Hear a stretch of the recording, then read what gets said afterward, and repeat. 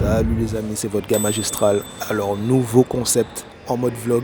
Vous êtes nombreux à me demander où tu voyages, où tu vas, quel artiste tu vas rencontrer, comment tu fais ta musique. Donc là, je vous propose de m'accompagner sur des petites sessions de vlog qu'on va faire. Je pense qu'on va en faire quelques-unes. Là, aujourd'hui, je vais à Montréal, passer quelques jours. La musique, bien évidemment. Rencontrer un frérot là-bas qui est producteur. Donc, vous allez être dans le quotidien du beatmaker, le quotidien du producteur. Vous verrez que c'est vraiment un métier de passion, c'est un métier de voyage, de rencontre et un métier d'énergie. Quand on crée la musique pour que vous puissiez ressentir en fait l'énergie qu'on a voulu mettre dedans. Voilà. Donc, c'est parti. Let's go. Magistral.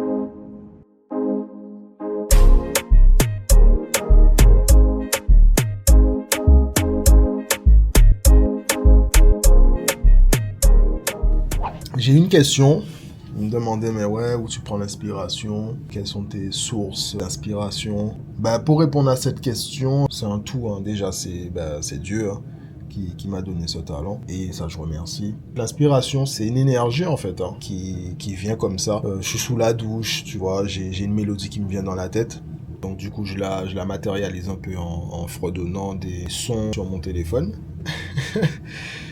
Et voilà, après, quand je vais en studio, je réécoute. Si ça me réinspire, je continue. Des fois, je pars sur autre chose. Ça dépend. En fait, vraiment, c'est quelque chose de très aléatoire, l'inspiration. Et c'est une sensation tellement inexplicable quand tu arrives à matérialiser ce que tu avais dans la tête sur ton logiciel. C'est un truc de ouf. Sans seuls les compos, enfin les artistes en général, mais les peintres, le monde artistique, vous allez me comprendre. Quand tu arrives à matérialiser un truc que tu as dans la tête, c'est une sorte de satisfaction incroyable. C'est ça qui fait que ça nous fait vibrer, c'est ça qui fait que le monde artistique, on voit ça de manière magnifique et c'est ça qui fait qu'on veut pas lâcher aussi. Donc voilà, c'était la petite rubrique anecdote beatmaker. Et là, on va rencontrer un beatmaker, un producteur antillais qui vit au Canada depuis plus de 15 ans, je crois. On va le rencontrer, on va aussi prendre un peu la température par rapport à son ressenti sur la musique caribéenne aussi. En tant que compositeur caribéen, l'idée c'est de pouvoir exporter au maximum les sons que je fais à une échelle internationale, donc faire des connexions avec des artistes internationaux, essayer de voir s'ils kiffent notre univers pour derrière faire des connexions, faire des sons et voir où ça peut aller. Donc c'est vraiment ça le but en fait de ma démarche, pour faire des bons sons et mettre en avant aussi ma culture. Je suis guadeloupéen. Donc c'est super important. La famille, on se retrouve tout à l'heure. On enchaîne. Ça dit pas Tranquille. That's my brother from Guadeloupe, Magistral. This is Meek, amazing UK star. More love and harmony. This is the level in English we have in Guadeloupe. But yeah, no. Like I know, like we needed more time to finish this record, but it... Et toi la famille? Désolé, j'étais sur un petit appel là. Faut gérer les crises, frérot. Tu connais, on est là, ça charbonne comme à l'usine. C'est carré. Factory. On est avec le frérot au Canada. La magistrature est dans la place. Voilà, aujourd'hui, on va aller au Planet Studio, donc un autre endroit où j'ai un studio avec mon collègue de Banks and Ranks. Et du coup, Magie va faire une putain de grosse session. Nous aussi, après on va linker. Et t'as vu, on fait découvrir les bienfaits du pays aux frérots. C'est ça. Donc là, on est à la maison. Les gars, il y a 2 Antillais devant vous. Il y a 2 Antillais, 2 Guadeloupéens devant vous. Et c'est important de le préciser parce qu'on a des mecs au pays qui exportent depuis 15 ans. Ça fait 15 ans que t'es... Ça fait 18 ans. 18 ans? Ouais. 18 ans que le frérot est au Canada. Et regardez tout ce qu'il a déjà fait, toutes les certifications que je vais vous mettre dans la vidéo. Les mecs, on est international. Donc là, et ce qui est intéressant aussi, c'est que c'est des mecs, des Antillais, qui ne lâchent pas leur culture. Vous voyez? C'est-à-dire que... pas la gamède. Il est au Canada, il aurait pu se dire, bon allez... Je continue dans ma zone de confort, je suis en international, mais il veut quand même bousculer les portes pour arriver à placer quand même des sons caribéens et faire monter cette culture. Et c'est important de le dire, et la vie d'un beatmaker, la vie d'un producteur, c'est des connexions aussi. On dit souvent que les Antillais ne sont pas solidaires entre eux. En tout cas, dans le domaine musical, nous, on peut dire qu'on est connectés. Ça, c'est la famille, les gars. Ça, c'est un des plus grands bijoux du pays, tu vois. Donc, respectez Bougamin là. Ça fait plaisir, la famille. Ouais. Mais dis-moi, Frangin, comment tu trouves le business en ce moment, l'expansion du business caribéen? Est-ce que tu le ressens à l'international quand tu voyages? Franchement, oui. Je pense que la culture, elle est en train de se répandre à vitesse grand V. Pour utiliser les termes. Remettons nos églises au milieu du village. Tu vois, même quand on est allé en Inde là, avec Soké pour bosser des sons, on a Soké, c'est son binôme. Hein. Voilà, de Son binôme Banks de and Banks Ranks. and Ranks. Ouais. Donc à Mumbai, on a fait des chatas. Ah, Tu lourd. vois, en Corée du Sud, sur des camps de K-pop, on a ramené une petite sauce bouillon. Lourd. Et les gens sont ouverts. Donc certains connaissent un peu la sonorité sans savoir c'est quoi l'appellation, d'où ça vient. Donc bon, on s'assure de faire le travail, d'expliquer d'où ça vient. Tu vois, le chata martiniquais, le bouillon la Dominique et la Guadeloupe qu'il a exporté en France, etc. Donc c'est important de faire toujours l'éducation des gens parce que les gens aiment des choses sans savoir vraiment ce que c'est. Même les artistes aussi, hein. Parce que les artistes, des fois, ils prennent un style, mais ils pensent que c'est d'autres artistes qui ont créé ce style-là. Exactement. Alors, Ah, mais c'est comme... Mais c'est malade. on est des Antillais, ben, voilà. Le vient automatiquement, hein, les amis. Hein. Peu importe le pays, personne n'est à l'abri de... Jamais. À ne pas reproduire chez vous. Surtout pas devant vos parents. Surtout pas. Déjà eu des artistes qui t'ont dit ouais, j'ai entendu cette musique là, allons faire un style pareil. Je te parle en interne. Par exemple, Alors, un chinois qui te dit oh, j'ai entendu je sais pas, j'ai entendu tel son caribéen. Alors pas exactement tel quel, mais par exemple quand on faisait des propositions donc de faire tel ou tel style et qu'on jouait certains morceaux, plus dans le chata, je te dirais que le chata a peut-être plus voyagé pour l'instant que le bouillon. À part si on parle des bouillons comme les Rema, etc., qui ont réutilisé les sonorités bouillon mais qui l'ont fait à leur sauce, donc qui ont peut-être plus tourné sur des endroits anglo, etc. Après Rema c'était aussi, la rythmique c'était aussi un truc africain je crois. Il y a un débat, il y a un débat. Moi personnellement, je te dis cash, à mon avis c'est du bouillon. On est d'accord qu'il y a une grosse communauté afro en France. Le bouillon est arrivé des communautés caribéennes, des communautés africaines en France qui ont un son qui voyage énormément dans le monde. Rema, c'est un gars qui passe là à tout moment. Tu sais pas où les gars ont vraiment entendu. C'est clair. Moi, je pense que c'est du bouillon. Et quand je l'écoute, c'est du bouillon. Pour la petite anecdote, on avait envoyé des bouillons qu'on avait fait du style mélangé un peu avec la vibe de Drake. Drake avait écouté et apparemment, ce qu'il a dit c'est « Ah, j'aime beaucoup, mais je veux pas faire comme Rema ». Il avait pas compris que c'était pas un style que Rema avait inventé. Donc, c'est pour ça qu'il faut remettre encore une fois l'église au milieu du village et bien expliquer d'où viennent les musiques, etc.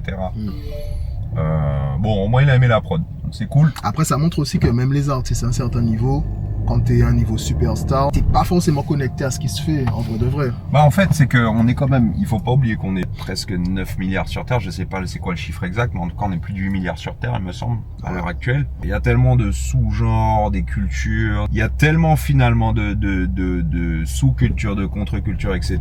que c'est dur quand t'es au top du game, comme un artiste américain qui est vraiment dans son univers, dans son son, etc., de tout voir, de tout ce qui se passe, tu vois. Est-ce que justement, c'est pas le problème de quand l'artiste devient big, il perd en créativité? Parce qu'en fait, il y a des mecs comme toi, comme nous, qui composons, qui top line pour eux, donc en fait, on leur propose un produit déjà fini. Donc est-ce que eux, ils sont peut-être dans la démarche où bon, c'est bon, j'ai percé, j'attends qu'on me propose, mais je cherche plus forcément à créer quelque chose. Je pense pas, je pense que c'est plus, tu sais, c'est comme l'algorithme sur Instagram. Tu vois ta réalité, tu penses que c'est ta réalité, mais c'est par rapport à ce que tu consommes. Donc ton algorithme se façonne de la façon, ok, ça qu'ils ont bas. Ouais. Ça c'est on est ça. On est toujours content quand par exemple un son à nous explose, mais par exemple tu as par exemple un artiste international qui partage. Ouais. Donc en fait nous, ce sentiment de ok l'artiste international a partagé, ça veut dire que c'est bon, le son est connu mondialement. Parce qu'en fait nous on le voit comme ça parce qu'on est un peu dans une petite bulle, tu vois, les Antilles, bon, la Caraïbe, c'est pas grand. Ouais. Donc le fait, par exemple, de voir, pour prendre l'exemple de certains sons qui ont explosé, peut-être certaines célébrités mondiales font des TikTok sur ça, ben nous, pour nous, c'est bon. En fait, c'est qu'il y a un océan de contenu. C'est ça. Tu vois, si tu réfléchis bien. En fait, ça nous donne beaucoup plus de visibilité, c'est clair, sur le son, parce que ça permet aux followers de cet artiste-là en question d'aller suivre, etc. Donc ça crée quand même une petite communauté internationale, mais le travail reste encore à faire. Oui, à chaque fois qu'il n'y a pas les beaux, dis-moi. Non, mais on peut assurer, moi, parce que beau tête, oh là là, on y a oublié des petits bitins. On a dit oui, proche. Mais peut-être je passe, hein, c'est comme je te dis. Ok? Vas-y, frangin. Donc ouais, juste pour finir le truc, je pense que il y a En encore... fait, tu parles, sans te couper, tu parles peut-être des bangers, genre comme par exemple Opa Gangnam Style, et tout comme ça, même un truc en mode Amapiano, mais qui touche le monde, parce que Smithé, il a touché le monde. Voilà, exactement. Ouais, donc là... un seul tube et c'est bon, hein. Et c'est à partir de ce moment-là où on savait même pas que ça s'appelait K-pop, tu vois. Et maintenant, la K-pop, ça fait partie de la culture populaire générale. K-pop, parce que pop, faut dire, c'est populaire, hein, c'est ce que ça veut dire. Donc, n'importe quoi peut être pop. Moi, personnellement, j'adore avoir des artistes sur les morceaux. Pas besoin d'être sur tout le morceau, ça dépend de comment tu le structures. Mais c'est vrai que pour un auteur, compositeur, précisément réalisateur de musique comme nous, c'est vrai que c'est très frustrant de voir qu'on dépense énormément de temps, d'énergie, de voyage, etc. J'ai des milliers de sons sur le disque dur qui sont jamais sortis. Le ratio de sortie, c'est peut-être, allez, 4%. 4%, ouais. Allez, 5, tu vois, si 10 sur une bonne année et encore. Et c'est vrai que c'est très très frustrant. Donc, je pense que c'est bien de trouver des mécanismes où nous, on est capable de sortir des morceaux solo, des trucs un peu plus expérimentaux, etc. Un réseau, peut-être, parce qu'en fait, nous, notre problème, c'est la visibilité. En termes par exemple, un artiste va sortir un son, mais comme il est déjà connu, les DJ vont tout de suite relayer. Tandis que nous, derrière, c'est nous qui avons créé le banger, mais les DJ ne voient pas que c'est nous. Donc derrière, nous, on va sortir un son, nous, le DJ va pas nous faire confiance. Bah alors, ça dépend parce que encore une fois, ça dépend de comment tu t'es mis de l'avant. Justement, ce que tu fais, je salue ton geste que tu fais depuis maintenant quelques années, de te mettre en avant en tant qu'auteur, en tant que producteur des titres, d'avoir Magistral, featuring par exemple Aknos, etc. Tu as fait des gros bangers qui tournent, etc. Donc là, on commence à reconnaître le nom. Et plus tu crées ça, plus justement, tu vas pouvoir être indépendant, de pouvoir pousser juste ton nom. À un moment donné, c'est Magistral. On sait que Magistral, il sort un truc, c'est du feu, tu vois. Donc ça, je salue le geste et je pense que c'est super smart. Maintenant, c'est sûr que le mélange idéal, c'est d'avoir l'artiste, le beatmaker, enfin le réal, et d'avoir cette alliance-là, parce que c'est ce qui donne des hits, tu vois. Mais c'est vrai qu'aujourd'hui, c'est très difficile de se dire qu'on s'assoit sur parfois des mines d'or, sur des gros titres, et puis l'autre, il a sa strat, là d'un coup, il est plus sûr du lyrics, nanani, nanana. Et attention, nous, ça nous est arrivé de faire des sons. Tu vois, par exemple, je vais donner un exemple concret, le son qu'on a fait pour DJ Snake avec Jungkook, donc le gars de BTS. Please Don't Change, il est sorti donc en 2023, je crois. On a fait le titre en 2018. Ah ouais. Tu vois? Et on l'a essayé de le pousser plein de fois, ce titre. Justin Bieber devait le faire à un moment donné. Maroon 5 qui devait le faire. Kid Laroi qui devait le faire. À chaque fois, on frôlait le truc. Et puis, c'était à chaque fois ascenseur émotionnel, machin.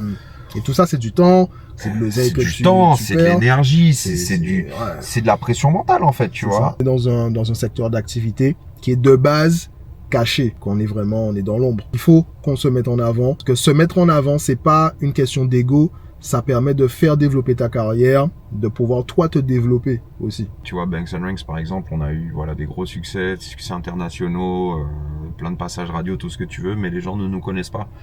Et c'est là où on a merdé, c'est qu'on n'a pas été constant sur les réseaux, etc.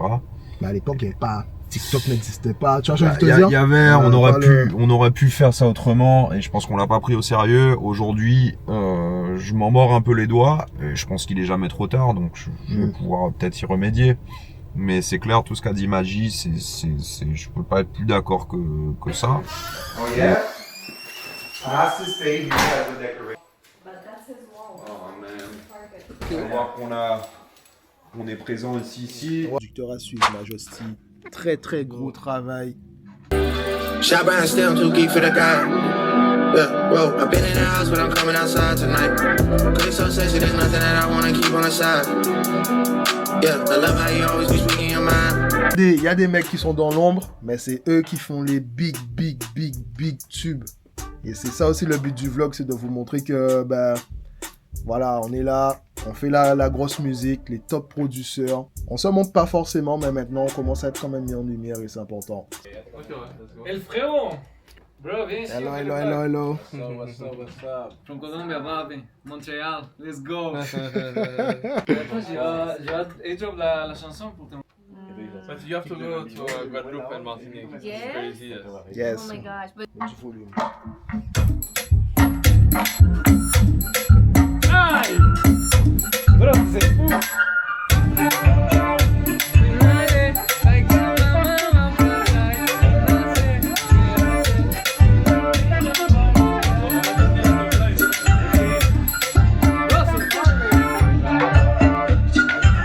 Check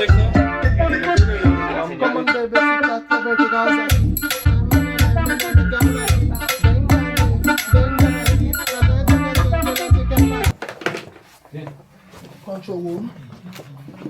Tiens, vas-y à droite.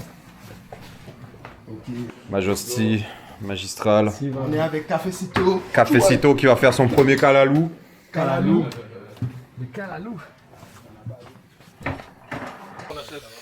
Nous avons la magistrature en studio. Le magistrat. Jacob, Les mages sont là. Jacob, La magistrature.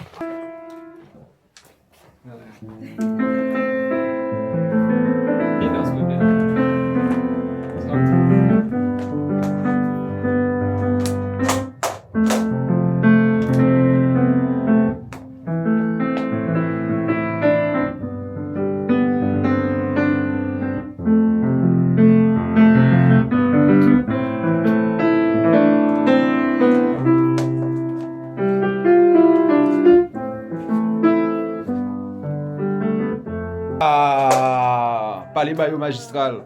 Alex Catherine.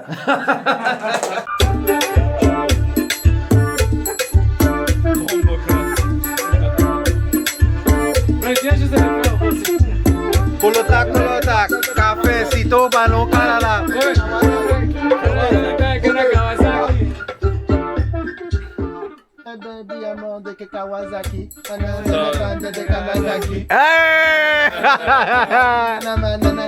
Kawasaki. One time.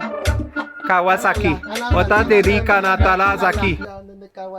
En fait, tu montres à la meuf qu'elle arrive, mais toi, tu es debout comme une Kawasaki, ce qui veut dire que... Ah, là, tu me Tu gagnes. vois, t'es dur comme la Kawasaki. Duro, cafecito. Duro. C'est ça, t'es comme la Kawasaki. Vamos a montar en la Kawasaki. Voilà. Vamos a montar en la Kawasaki. Yo, You guys got the chorus. C'est ça, c'est le refrain, frérot. Et salut. Kawasaki, pa' la maldita la Kawasaki, pa' la mano la Kawasaki, Kawasaki, por la